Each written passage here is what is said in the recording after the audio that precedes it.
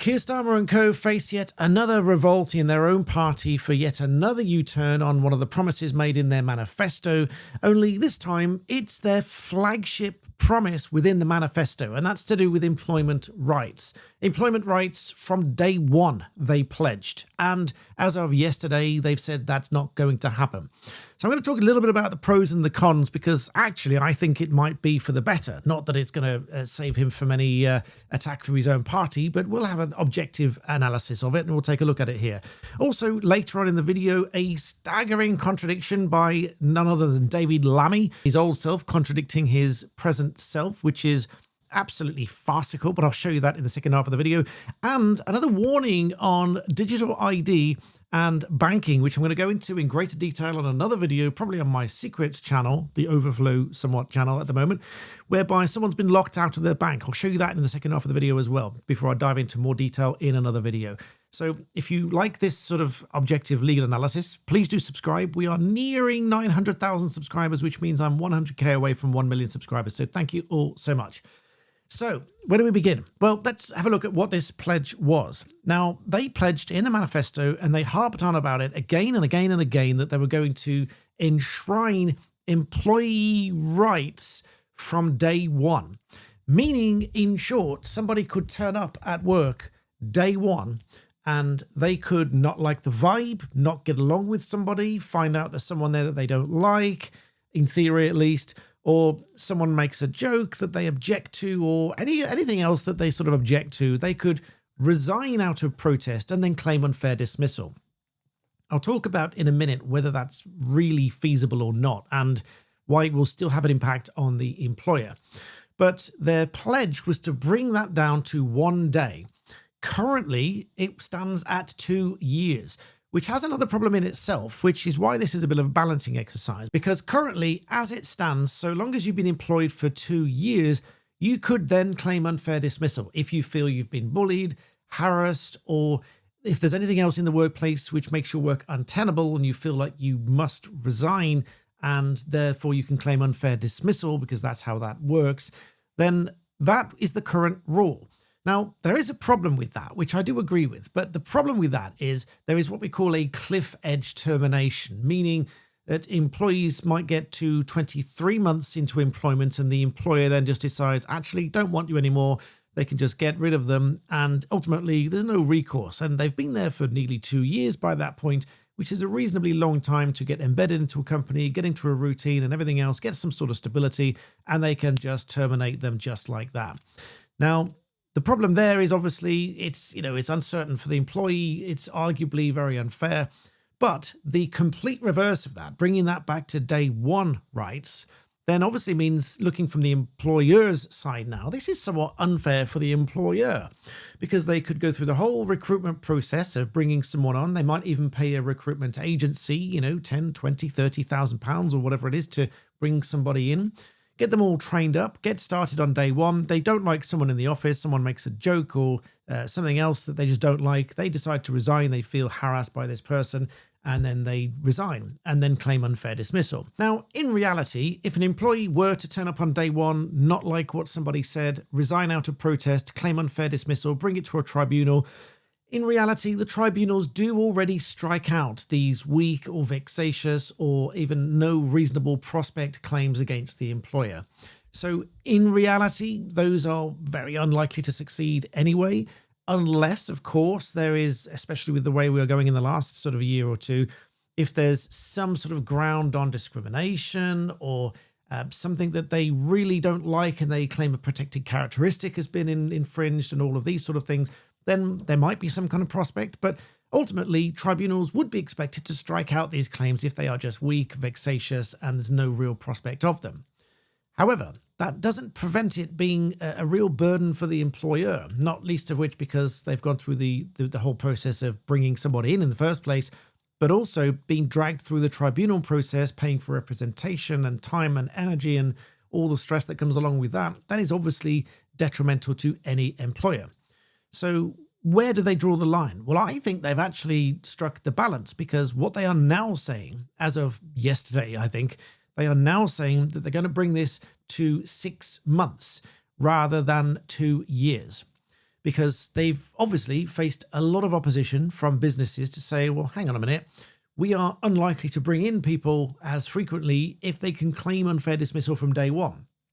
Whereas obviously from the employees' side, it seems somewhat unfair to wait 2 years before they get any protection. And then you get this cliff edge at sort of 20 months upwards where the company starts to decide whether they want to get rid of them before they are eligible to claim unfair dismissal. We do know of companies that are likely to remove people and then hire new people because they don't want them to be able to claim unfair dismissal after that event. So it does sort of remove that cliff edge scenario. As to whether it was a manifesto breach, there are differences of opinion. We have the business secretary, Peter Kyle, who said, no, it's not a manifesto breach, even though this was one of the flagship promises of Labour's manifesto. Instead, he argues that this had pledged to bring people together, and this would not be legislation that pits one side against the other, even though it sort of kind of really is. On the other hand, we have the former employment minister, Justin Matters, who was removed in Starmer's latest reshuffle, who said it might be a compromise, but it is most definitely a breach. And so there is an indication that there's going to be some turmoil within their own party, that this is a huge U-turn. And of course, Kimi Badenoch described it as another humiliating U-turn, that is after Wednesday's U-turn on all the tax rises. And it's no wonder that a number of Labour MPs aren't happy. So this will be internal turmoil for the Labour Party. On a positive note, I really like it and I really enjoy it when things just work. And as it happens, I was speaking with one of my viewers just recently, and they told me that they've used one of the services that I've promoted on this channel called Saily when they were traveling abroad, because Saily provides a mobile internet access seamlessly as an eSIM on your phone in hundreds of countries of destination.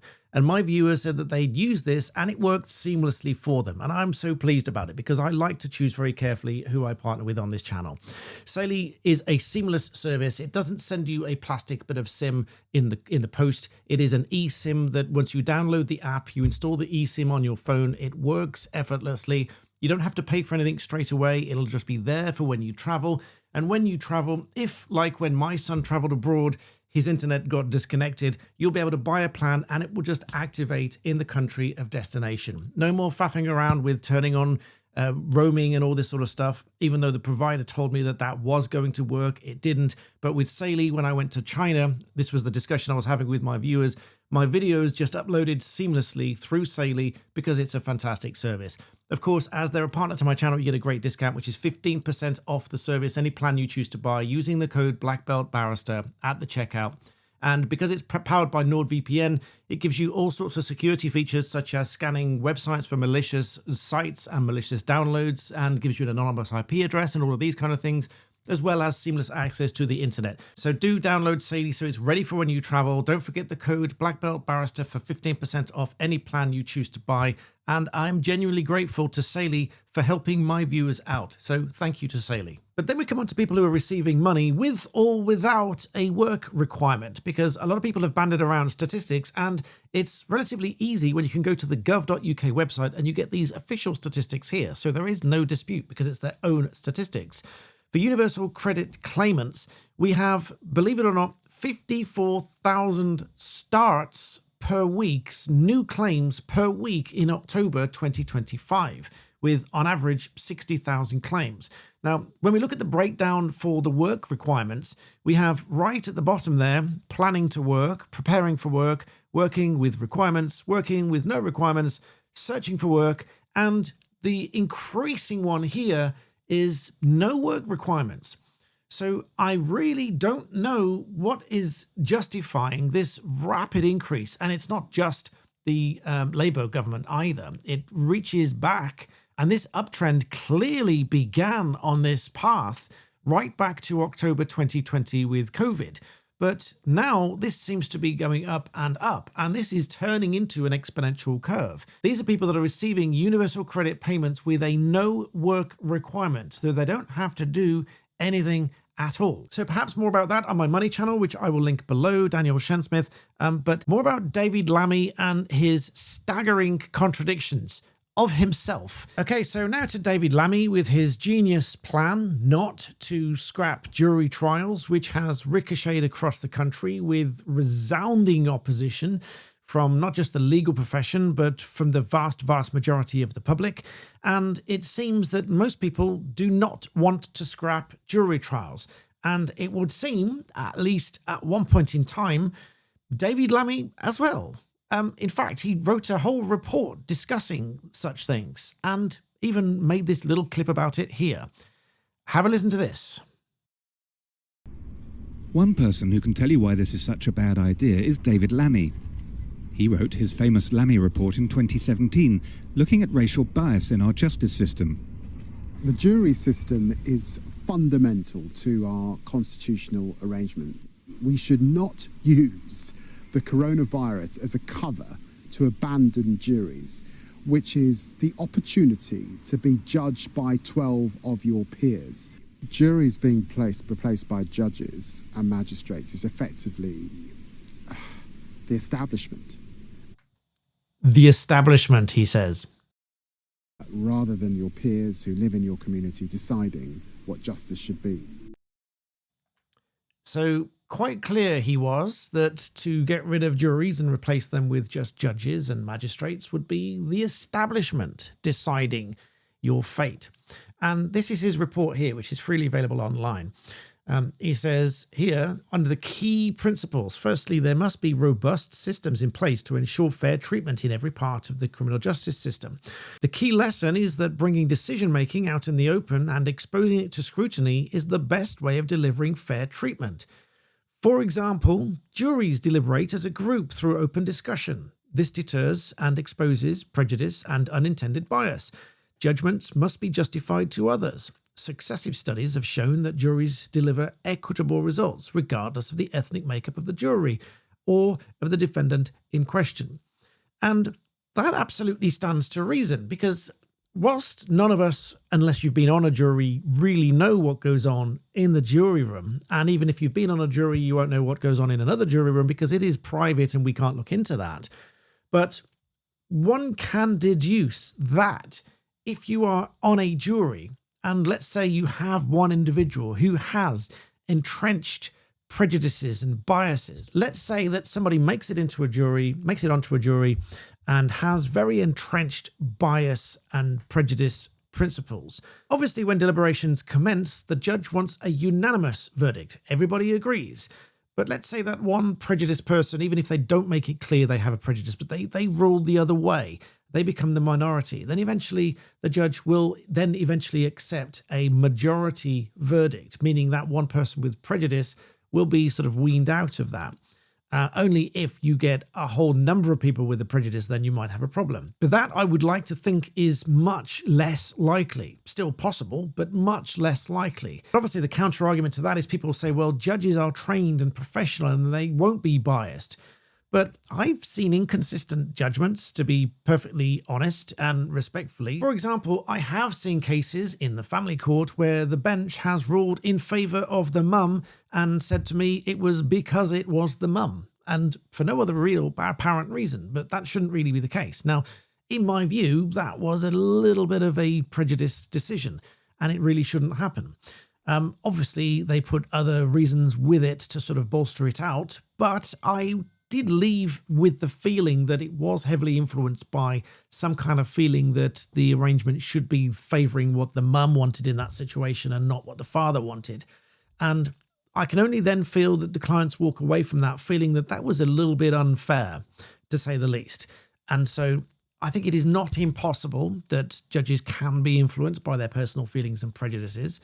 I would certainly like to think that they are not, and that is not the norm, but it's human nature. And I would think for that reason, when we are taking someone to a criminal prosecution, for which, as a result of which, we might deprive their freedom, we might deprive them of their finances and property and things of this nature, make certain banning orders and restrictions and curtailment of their freedom.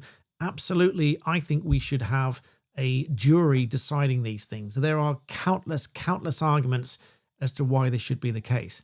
And there are further arguments in David Lammy's document here. That was one of them. There was another one here where he's talking about, this obviously was about BAME defendants. He said, in my time, BAME defendants pleaded not guilty and opted for a trial in the Crown Court whenever was possible. because they had more confidence in the fairness of juries than they had in the fairness of the magistrates' courts. Now, again, I've been in the magistrates' court before, and I've had the bench say to me, I am minded to rule this way, even before hearing evidence. And I've had to say, with respect, that is unfair because you haven't heard the evidence yet. And that has caused issues. Again, in this document here, juries are a success story of our justice system. Rigorous analysis shows, on average, juries, including all white juries, do not deliver different results for BAME and white defendants. The lesson is that juries are representative of local populations and must deliberate as a group, leaving no hiding place for bias or discrimination, which is what I said. Fairness, verdicts. Again, David Lammy goes on, our justice system is built on the principle that the law will be applied impartially. In the cases that involve the greatest harm to victims and the longest sentences for offenders, juries are the guardians of this principle. Our jury system may be centuries old, but it is still fit for purpose today. Successive studies have shown that on average, jury verdicts are not affected by ethnicity. A detailed study of verdicts across England and Wales, published in 2010, found that BAME and white defendants were convicted at very similar rates, including cases where all white juries. It concluded that one stage in the criminal justice system where BAME groups do not face persistent disproportionality is when a jury reaches a verdict. And again, just for emphasis, this was the Lammy Review, an independent review into the treatment of and the outcomes for Black and Asian and minority ethnic individuals in the criminal justice system. The overwhelming conclusion that trial by jury was the fairest way. And that on top of the video that he did where he said we just cannot get rid of jury trials. Now, the same man wants to remove jury trials for all but the most serious cases, which to me is staggering.